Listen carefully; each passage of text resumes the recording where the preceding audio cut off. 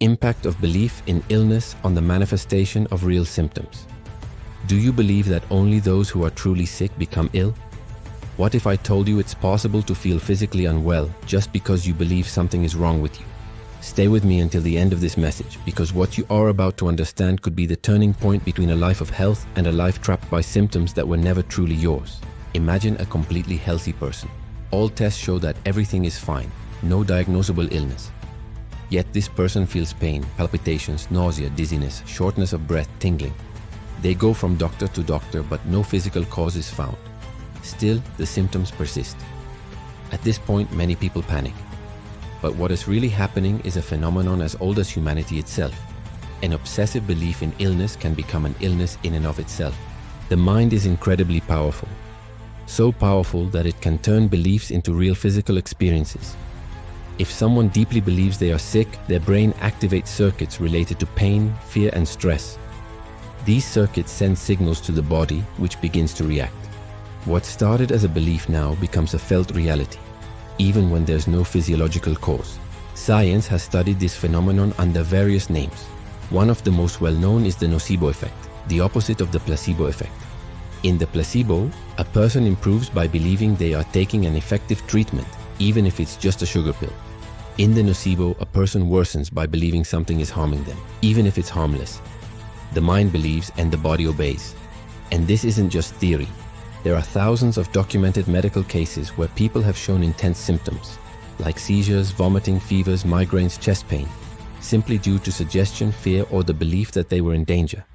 The mind isn't lying in these cases. It's just responding to what it has been programmed to feel. So let me ask you, what do you deeply believe about your health? Because that belief is shaping how your body reacts every day. Your healing or your suffering may lie in the thoughts you silently repeat to yourself. The Bible, although written in a time without scientific language, already pointed to the power of thought and faith. Jesus often said, "Let it be done to you according to your faith." That shows how belief can transform reality. The woman with the issue of blood is a classic example. She believed that just by touching Jesus' robe she would be healed. And she was. It wasn't the robe, it was the faith, it was the belief. And the spiritual power combined with mental conviction triggered a reaction in the body. Now think of the opposite. How many people live trapped in the conviction that they are sick? How many believe they have something serious, even without a diagnosis? How many live in fear of dying without ever having been truly ill? This creates an invisible prison where the mind becomes the source of pain, anguish, and symptoms. And sadly, the more someone seeks external confirmation of their fears, the more the mind reinforces them internally. It becomes a vicious cycle. These negative beliefs can be fed by past trauma, family history, words heard in childhood, or personal experiences. For example, someone who grew up hearing that their mother died of cancer may unconsciously carry the belief that they too will get cancer. That belief, even if irrational, shapes how they perceive their body. Any minor pain or change becomes a sign of disease. Anxiety rises, fear grows, stress spikes, and eventually the body begins to respond. And here is the most important warning of this entire message. The more you believe you're sick, the more your body will be conditioned to manifest symptoms that confirm that belief. This is not superstition. It's science. It's the mind. It's spirituality working together. Psychosomatic medicine explains this well. When unexpressed emotions, unresolved traumas, or negative beliefs accumulate, the body begins to somatize. That is, it transforms what the mind couldn't process into physical symptoms. And this can happen for a simple reason. The brain doesn't perfectly distinguish between physical reality and something that is deeply believed. If you truly believe you are in danger, your body prepares for that danger, even if it doesn't exist. Studies show that just reading the side effects on a medication leaflet can cause suggestible people to experience those symptoms, even if they're retaking a placebo. That proves the power of suggestion and belief. And even more, the more anxious and insecure a person is, the more likely they are to develop physical symptoms from their thoughts. In this sense, faith, spirituality, and mental control are not just symbolic tools, they are health tools. People who cultivate positive beliefs, who pray, meditate, and practice trust in life tend to have lower cortisol levels, stronger immunity, and faster recovery from illness. The body follows the mind, and the mind feeds on what you choose to believe. That's why faith heals, not just as divine intervention, but as internal transformation. When Jesus healed, he didn't simply say you are healed. He said, your faith has healed you. That shows that faith activates an inner state in which healing becomes possible. The miracle begins inside. And science today acknowledges that people with active faith show greater emotional, immune, and even cardiovascular resilience. So here's a direct question. What narrative are you telling yourself about your health? Because that narrative is shaping your body's signals, your symptoms, and the life you are living. That's why it's essential to reprogram your mind. This doesn't mean denying real symptoms, but recognizing that many times the root isn't T in the body. It's S in your beliefs, recurring thoughts, and the things you feed in silence. And how do you change that? First, by identifying patterns. Second, by breaking cycles. Third, by cultivating new beliefs. You can do this with the help of therapy, prayer, meditation, mental reprogramming, Bible study, and thought renewal. Romans 12:2 says, be transformed by the renewing of your mind. That's not just spiritual advice. It's a principle of integrated health. If you change your mind, you change your body. And if you change your body, you change your life. Healing often begins the moment a person stops believing they are doomed and starts seeing themselves as someone being restored. Language matters. Thoughts matter. Faith matters. Everything you constantly think becomes a command for your body. So be careful what you repeat. Be careful what you believe. Because what you believe, you feel. And what you feel, your body turns into reality. Now pause for a moment and ask yourself, are you creating health or unknowingly manifesting illness through the thoughts you nurture every day? Your mind is your greatest medicine or your most subtle poison, and only you can choose which path to follow from here on out. Always choose love. Wishing you success always, and gratitude. The mind as a self-healing agent, myth or truth? Do you believe it's possible to heal illnesses using nothing but the power of the mind? Does it sound exaggerated? Too mystical? Then stay with me until the end, because you might be about to discover that the world's greatest pharmacy isn't as outside of you. It is within. And maybe from this moment on, you'll never look at your body and your health the same way again. For centuries, traditional medicine separated the body from the mind. Illness was considered a purely physical event, treated with medication, surgeries, and clinical procedures. But in recent decades, that perspective has begun to shift dramatically. Science, psychology, and even spirituality have been converging toward a clearer and clearer point. The mind plays a direct and often decisive role in how the body gets sick and in how it heals. This idea still faces resistance. After all, it's easier to believe that healing depends solely on external factors, doctors, drugs, tests. But more and more studies are showing that the human body does not just respond to what we consume or do. It responds primarily to what we think, feel, and believe. Science refers to this phenomenon as self-healing, a process in which the body itself activates natural mechanisms of regeneration, repair, and balance directly influenced by positive mental states such as faith, gratitude, calm, hope, and trust. The body naturally possesses a self-healing system.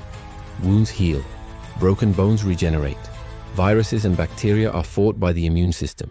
But what influences this system to function better or worse? The answer lies in the mind. Here comes the first big challenge.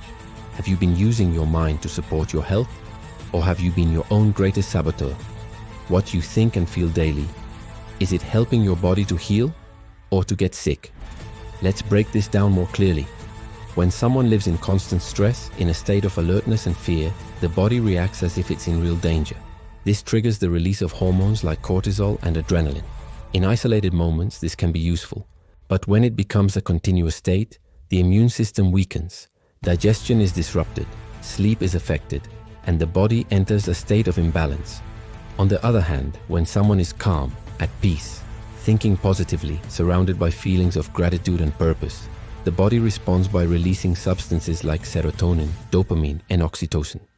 These chemicals promote healing, cellular regeneration, and physical and mental well-being. In other words, the mind sends chemical instructions to the body. What you think, the body feels. What you believe, the body manifests. That S where self-healing begins, when you become aware of what you are producing inside your own mind and realize that health doesn't begin with a pill. It begins with a thought. In the Bible, there are countless moments where Jesus heals people. But before the physical healing, he activates something in their minds. Faith. In several passages, he says, "Your faith has healed you," or "Let it be done according to your faith."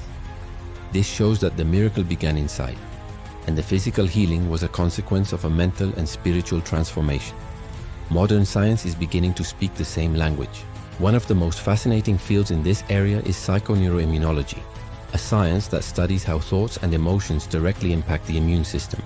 Research shows that patients with chronic illnesses who adopt practices like meditation, prayer, positive visualization, and belief changes experience significant improvements, even without changes to their physical treatments. And now comes the second big clarification. We're not talking about replacing doctors or medication. We're talking about complementing, enhancing, activating what already exists inside you, but may have been dormant for years. Cases of spontaneous cancer remission, for example, are frequently studied by scientists. These are patients who, against all medical expectations, heal without explanation. In many of these cases, there's a common pattern, a radical shift in mindset. People who chose to forgive, to let go of fear, to change their lives, to connect with faith, with the joy of living. And as a result, their bodies responded in a surprising way. Of course, this doesn't mean the mind heals everything, always. But what is undeniable today is that the mind influences everything, always. And that influence can be positive or negative. If the mind believes it's sick, it may start to manifest symptoms. If it believes it's healing, it creates a chemical and emotional environment favorable to recovery. This is real, measurable, studied, and increasingly accepted even by traditional medical institutions. So why do we still resist this idea? Because it's easier to outsource responsibility. It's more comfortable to think healing comes from outside. But when you understand the mind has this power, you become responsible for the way you think, feel, speak, and live. And responsibility is scary, but it also sets you free. So here's one of the most powerful sentences you can remember. Your mind can be your greatest medicine, or your most silent poison. Every day you choose which one you're feeding. Self-healing is not mysticism. It's not magic. It's biology in its deepest and most integrated form. It's an invitation to live consciously, intentionally, and presently. It's about looking within before seeking solutions outside. It's about aligning your thoughts with health, not illness. It's about choosing to live, even before you feel completely healed. Even the language we use daily can influence our internal state. When you say, "This is my disease, my problem," or "I am sick," you reinforce an identity rooted in illness. When you say, "I am in the process of healing, my body is regenerating," or "I am getting stronger," you activate a healthy identity. And the identity you assume shapes your body's behavior. Romans 12:2 reminds us, "Be transformed by the renewing of your mind." That's not just a spiritual principle. It's a health strategy. The body transforms when the mind is renewed. So now I invite you. Stop feeding your mind with fear, guilt, shame, and negativity. Start today, choosing thoughts of life, health, and restoration. Your body is ready to respond. The only question is, what are you telling it? If this content opened your mind to a new way of understanding health, share it with someone who needs to hear this. You could be the trigger for healing in someone's life, and maybe that someone is you. Would you like me to transform this content into a video with narration and emotional background music, or into a social media format? I can create something visually impactful to strengthen this message even more. Let me know if you're interested. Wishing you success always and gratitude.